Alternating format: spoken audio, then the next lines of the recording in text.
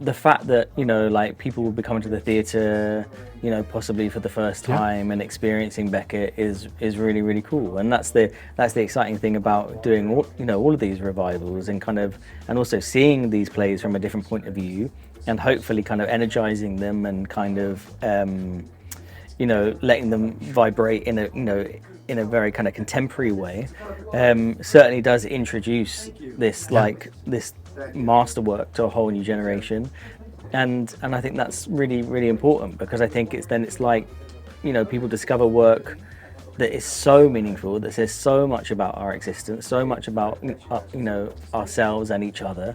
We learn so much about ourselves and each other in the act of making it and in the act of witnessing it. So I think all of that is like really, really exciting, and in the way that I think a different generation discovered Andrew Lloyd Webber's work, and how brilliant that people get to discover Samuel Beckett's work.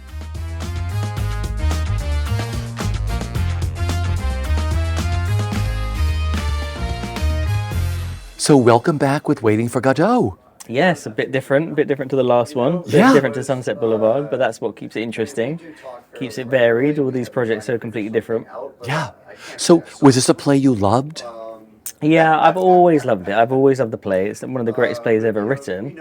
But it really relies on the casting. It relies on that particular kind of like central duo, of course. And I've never really sort of felt that I'd found the right pairing. And then suddenly Keanu and Alex reached out and asked if I wanted to do it, and it suddenly kind of clicked. I was like, of course, it's actually a really inspired idea. It was Keanu's idea, and it was such a brilliant idea. It made so much sense, and I was just signed up immediately.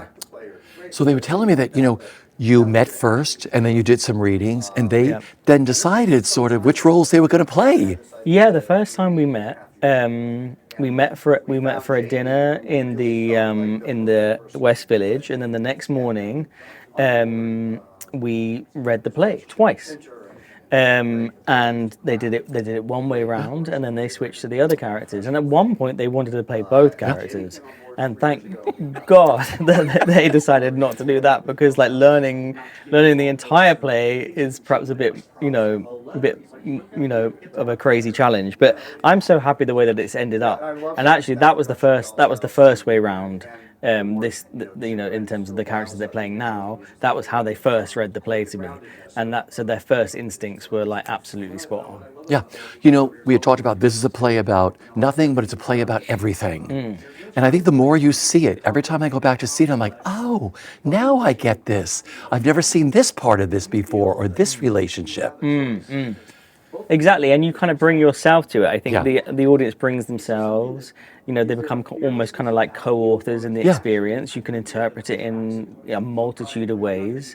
You hear lines in different ways, but perhaps with bringing like your own experience or things that have just happened to you or things that are happening in the world. It certainly enters into a conversation outside of the theatre's walls, whatever's happening, and that's the kind of real joy of it, and I think why it endures is that it just kind of vibrates in different ways, and really like depending on who plays the roles, like if they bring themselves to it, they're bringing their own life experiences to it, then of course it constantly kind of shifts and evolves, and I love that.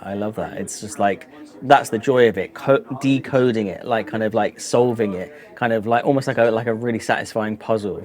Like the more you kind of dig into it and the more you experience it, the more you kind of go, that's what it's about, and then you kind of question yourself and you think, oh, maybe that's what it's about. It literally is about kind of the like all of human existence, like a really deep kind of like about the depth of the human experience. So you can't get kind of like more kind of meaningful than that, can you? So I love decoding, because they were saying the same thing. I was like, what's it like being in the room with Jamie? And like every day we talk about the text, we talk about this, we talk about that. But then, they make it their own. Yeah. Like they take all that in. They're like, oh no, this is not as daunting as I thought it was going to be. Yeah. When you say you decode it. That's right. That's right. And the act of rehearsing is very much about kind of exploring it, Yeah. rather than kind of a very kind of academic, kind of analytical way of Yeah. working. You know, you could like do this play, and you could sit around the table for like weeks on end, dissecting every line, making a decision. But it only comes alive in the space in which it's meant to be performed. So we often kind of run whole sections of it. You know, kind of just like, you know, sometimes, you know, things feel a little awkward or feel a little bit uncertain. But then at other moments, you're like sat there in the rehearsal room, and it's like a kind of great privilege.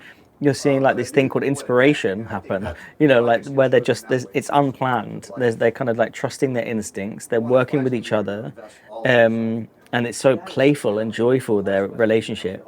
And they bring their entire friendship, their like 40 plus year, you know, friendship into the room, and that's what kind of keeps it so kind of alive and immediate. And it's just a like thrill to watch them. Then you have Brandon and Michael added into the mix. And these kind of Brandon and Michael, these two kind of theatrical heavyweights, they're really skilled actors as well. You know, like all so open. You know, they've all come into the rehearsal room with such a like open heart and an open mind.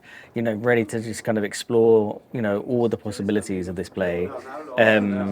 As opposed to kind of like, you know, just like abiding by the Beckett rules, whatever that means, you know, or kind of like, you know, like being too reverential, you know, like we're being very respectful in terms of honoring every word, you know, we're not changing a word of the text, you know, like being very thorough with the kind of punctuation and the clues and the rhythm, the melody of the writing, you know, because why wouldn't you? I mean, it's you know, masterful writing. Yeah. But as we always do, we ask the actors to find themselves in the characters and the characters in themselves. So they're not kind of playing something artificial. They're not kind of playing a role. They're very much bringing themselves and their relationship to the play, which I think makes it very unique. So finally, it must be really exciting to be introducing this play and Beckett to a whole new generation.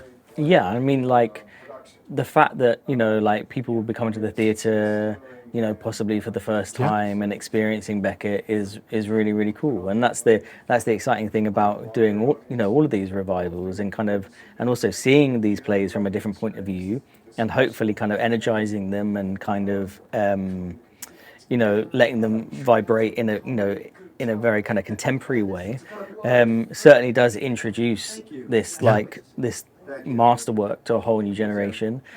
And I think that's really, really important because I think it's like, you know, people discover work that is so meaningful, that says so much about our existence, so much about, you know, ourselves and each other. Yeah. We learn so much about ourselves and each other in the act of making it and in the act of witnessing it. So I think all of that is like really, really exciting. And in the way that, you know, like I think a different generation discovered Andrew Lloyd Webber's work, like, and how brilliant that, you know, people get to discover Samuel Beckett's work and maybe start doing a kind of deep dive into his other plays and novels and you know, pieces of prose and all this kind of extraordinary body of work that does need to be kind of dissected and lived with and prompts all sorts of thoughts about, you know, your own life and your own relationships.